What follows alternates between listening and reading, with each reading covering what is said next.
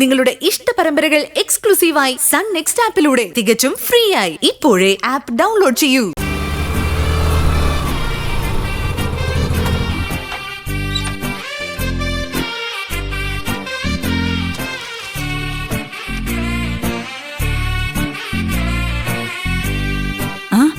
മരുന്ന് കിട്ടിയോ മോളെ? കിട്ടിയെന്ന് മാത്രമല്ല, 1 മാസത്തേക്കുള്ള എല്ലാ മെഡിസിൻസും വാങ്ങുകയും ചെയ്തു. ഇനി മരുന്ന് വാങ്ങൽ ഇങ്ങനെയാ. ഞാൻ ജോലിക്ക് പോയി തുടങ്ങിയ ഇടയ്ക്കിടയ്ക്ക് മെഡിക്കൽ ഷോപ്പിലേക്ക് ഓടാൻ ആരാ ഉള്ളത്? നിന്റെ വർത്താനം കേട്ടാ ആദ്യമായിട്ടാ ജോലിക്ക് പോകുന്നെന്ന് തോന്നുമല്ലോ. ഈ പ്രായത്തിനിടയ്ക്ക് നീ എത്രമാത്രം കഷ്ടപ്പെട്ടു, എത്ര ജോലികൾ ചെയ്തു. അതുപോലെ തന്നെയല്ലേ ഇതും. ശമ്പളത്തിരി കൂടുതലാണെന്നുള്ള വ്യത്യാസം മാത്രമേ ഞാൻ കാണുന്നുള്ളൂ. ആ ജോലികൾ പോലെ അല്ല അമ്മ ഈ ജോലി. നല്ല സാലറി തരുന്നുണ്ടെങ്കിലും അതിനനുസരിച്ചുള്ള ജോലി അവർ ചെയ്യിപ്പിക്കും. രാവിലെ പോയാ ചിലപ്പോ തിരിച്ചു വരുന്നത് രാത്രിയാവും. അപ്പൊ എന്റെ ചന്ദ്രക്കുട്ടിയുടെ കാര്യങ്ങൾ ശ്രദ്ധിക്കാൻ എനിക്ക് പറ്റുമോ? പിന്നെ എന്നെ ശ്രദ്ധിക്കാൻ ഞാൻ എന്റെ ഇള്ളക്കുട്ടിയല്ലേ? എനിക്ക് എന്റെ അമ്മ ഇള്ളക്കുട്ടി തന്നെയാ. ആദ്യത്തെ ശമ്പളം കിട്ടട്ടെ, അമ്മയെ ഞാൻ കുറെ കൂടി വലിയ ഹോസ്പിറ്റലിൽ കാണിക്കും. ഈ ശ്വാസം മുട്ടൽ മാറ്റിയേ പറ്റൂ. കിട്ടുന്ന കാശ് മുഴുവൻ കുടുംബത്തിന് വേണ്ടി ചെലവഴിക്കാൻ പറ്റില്ല. ഇനിയും നിനക്ക് വേണ്ടിയും കുറച്ചൊക്കെ സമ്പാദിക്കണം. അമ്മായി ഇവിടെ ഇല്ലാത്തോണ്ട് പറയാ, ഇനി നിന്റെ ശമ്പളം മുഴുവനും ഇവിടെ കൊണ്ടുവന്ന് പ്രദർശിപ്പിക്കണ്ട. അക്കൗണ്ട് തന്നെ കിടന്നോട്ടെ. അത്യാവശ്യത്തിനുള്ളത് മാത്രം എടുത്താ മതി. ശരി ശരി, ആദ്യം ഞാൻ ജോലിക്ക് ജോയിൻ ചെയ്യട്ടെ. അത് കഴിഞ്ഞല്ലേ ശമ്പളം കിട്ടൂ.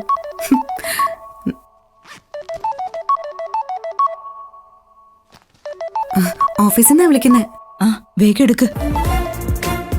ഹലോ, വസുന്ധര അസോസിയേറ്റ്സിൽ നിന്നാണ്. മനസ്സിലായി സർ, പറഞ്ഞോളൂ. കുട്ടിയുടെ ആധാർ കാർഡിന്റെ കോപ്പിയും പാൻ കാർഡിന്റെ കോപ്പിയും എനിക്കൊന്ന് മെയിൽ ചെയ്യണം. അതുണ്ടെങ്കിൽ എനിക്ക് അപ്പോയിന്റ്മെന്റ് ലെറ്റർ ഡ്രാഫ്റ്റ് ചെയ്യാൻ പറ്റും. ഓക്കെ സർ, ഇപ്പൊ തന്നെ ഞാൻ അയക്കാം. ജോയിൻ ചെയ്യുന്നതിന് സമയം വല്ല ആവശ്യമുണ്ടോ? ഇല്ല സർ, എന്ന് വേണമെങ്കിലും ജോയിൻ ചെയ്യാൻ തയ്യാറാ. ഓക്കെ, എങ്കിൽ എത്രയും വേഗം ട്രെയിനിങ്ങിന് ബാംഗ്ലൂർ പോകാൻ റെഡി ആയിക്കോളൂ. അത് കഴിഞ്ഞാണ് കേരളത്തിൽ ജോയിൻ ചെയ്യേണ്ടത്. ശരി സർ. ട്രെയിനിങ്ങിന് പോകുമ്പോൾ എനിക്ക് അമ്മയെ കൂടി കൊണ്ടുപോകാൻ പറ്റുമോ? അതിലൊന്നും വിരോധമില്ല. നിങ്ങൾക്ക് താമസിക്കാൻ അവിടെ ക്വാർട്ടേഴ്സും ഉണ്ടാവും. Okay, thank you sir. ഞാൻ എന്നാ വരേണ്ടതെന്ന് അറിയിച്ചാൽ മതി. ഇപ്പൊ തന്നെ ആധാറും പാൻ കാർഡും സെൻഡ് ചെയ്ത് തരാം. ശരി. പറഞ്ഞത് കേട്ടല്ലോ. ബാംഗ്ലൂരിൽ നമുക്ക് താമസിക്കാൻ ഇടവും റെഡിയായി. ഇനി അങ്ങ് ചെന്നാ മാത്രം മതി. ആരാ ബാംഗ്ലൂരിലേക്ക് പോകുന്നത്? അമ്മാവാ, എനിക്ക് ട്രെയിനിങ്ങിന് പോവേണ്ടി വരും. കമ്പനി ഇപ്പൊ ഫോൺ വിളിച്ചതേ ഉള്ളൂ. എന്ന് വേണമെങ്കിലും അമ്മയും കൂട്ടി വരാമെന്ന് ഞാൻ പറഞ്ഞു. ഓ, നന്നായി മോളെ. ആരോട് ചോദിച്ചിട്ടാ നീ ചെല്ലാന്ന് സമ്മതിച്ചത്?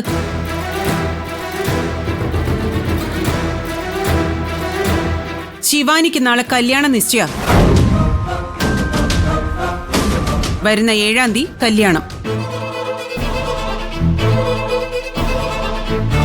ഇത്ര പെട്ടെന്നോ? കാശുള്ളവര് വിചാരിച്ചാ എന്തും പെട്ടെന്ന് നടക്കും.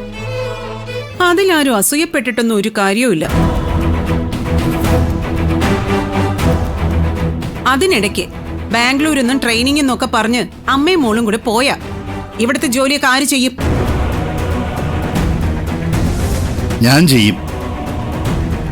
നിധിക്ക് ഒരു നല്ല ഫ്യൂച്ചർ വന്നാൽ അവളാ ജോലിക്ക് പോവും.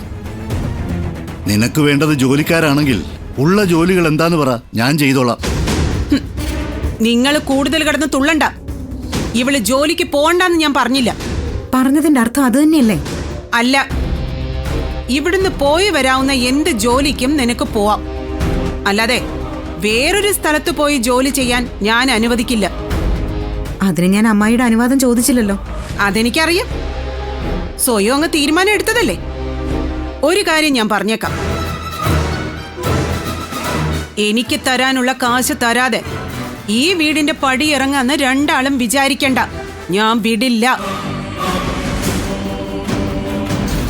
നാളെ ശിവാനിയുടെ എൻഗേജ്മെന്റ് ഇവിടെ വെച്ച് ഗൗതമിന്റെ വീട്ടുകാർ വരുമ്പോ കുറ്റം പറയാത്ത വിധം ഈ വീട് ഒരുക്കണം.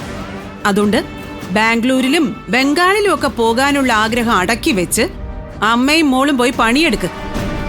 എല്ലാം ഭംഗിയായി നടന്ന തരാനുള്ള പലിശയിൽ നിങ്ങളുടെ അധ്വാനം ഞാൻ വകവെച്ചേക്കാം. എൻഗേജ്മെന്റ് ഭംഗിയായി നടക്കാൻ ഞങ്ങൾ ശ്രമിക്കും എടുത്തി.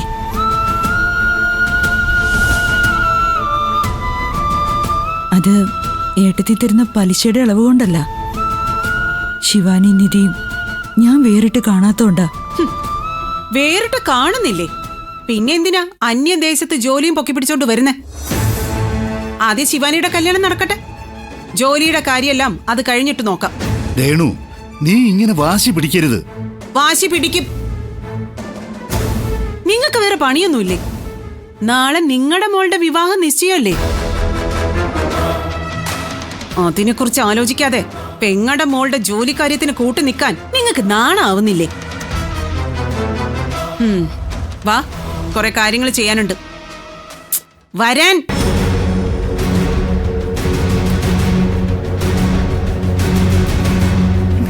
അമ്മേ, എന്താ ഇത്? നമ്മളെ അമ്മായി ജീവിക്കാൻ സമ്മതിക്കില്ലേ? പണ്ട് മുതലേ ഏട്ടത്തിയുടെ പ്രകൃതം ഇതല്ലേ മോളെ? പണ്ട് പലതും നടന്നിട്ടുണ്ടാവും, പക്ഷെ ഇക്കാര്യത്തിൽ ഒരു കോംപ്രമൈസും ഇല്ല. അമ്മായി എത്ര എതിർത്താലും ഞാൻ ഈ ജോലിക്ക് പോവും. ശിവാനിയുടെ കല്യാണം ആണെങ്കിലും അല്ലെങ്കിലും ശരി, എനിക്ക് പ്രധാനം ഈ ജോലിയാ. എന്നെയും കൂടെ കൊണ്ടുവന്ന് പറഞ്ഞോണ്ടാ ഏട്ടത്തിക്ക് ഇത്ര ദേഷ്യം. ആ തീരുമാനത്തിന് മാറ്റമില്ല അമ്മേ. അമ്മ ഇവിടെ നരകിക്കാൻ വിട്ടിട്ട് പോകാൻ എന്നെ കൊണ്ട് പറ്റില്ല. അമ്മയെ ഞാൻ കൂടെ കൊണ്ടുപോകും, തീർച്ച.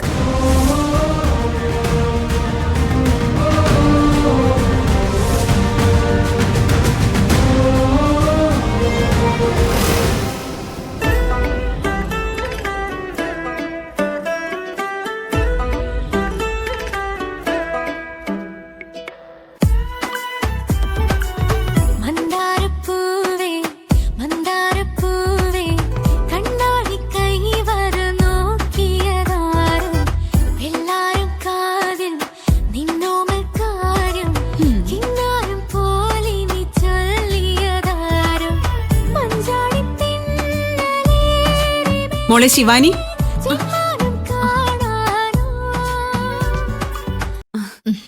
ഇനി പാട്ടും കൂത്തും ഒക്കെ മതിയാക്ക്. നാളെ നിന്റെ എൻഗേജ്മെന്റാ. നാളെയോ? അതെ മോളെ, ഗൗതവും വീട്ടുകാരും നാളെ ഇവിടെ എത്തും. താങ്ക്സ് അമ്മേ.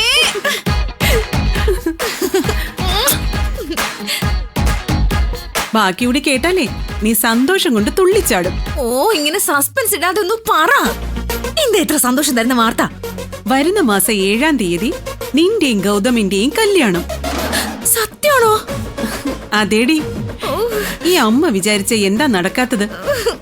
അവര് കല്യാണത്തിന് ഇത്ര ധൃതി വെക്കുന്നതിൽ എന്തോ ഒരു പ്രശ്നമുണ്ട്. അതിൽ നിങ്ങളുടെ ഒരു കള്ളക്കളി ഇല്ലേന്ന് എനിക്ക് സംശയമുണ്ട്.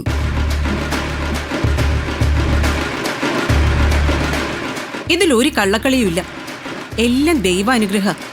വലിയൊരു സിനിമാ നടി ആവാൻ ആഗ്രഹിച്ച നമ്മുടെ മോള് കല്യാണം കഴിക്കാൻ തയ്യാറായത് തന്നെ നമ്മുടെ മഹാഭാഗ്യം.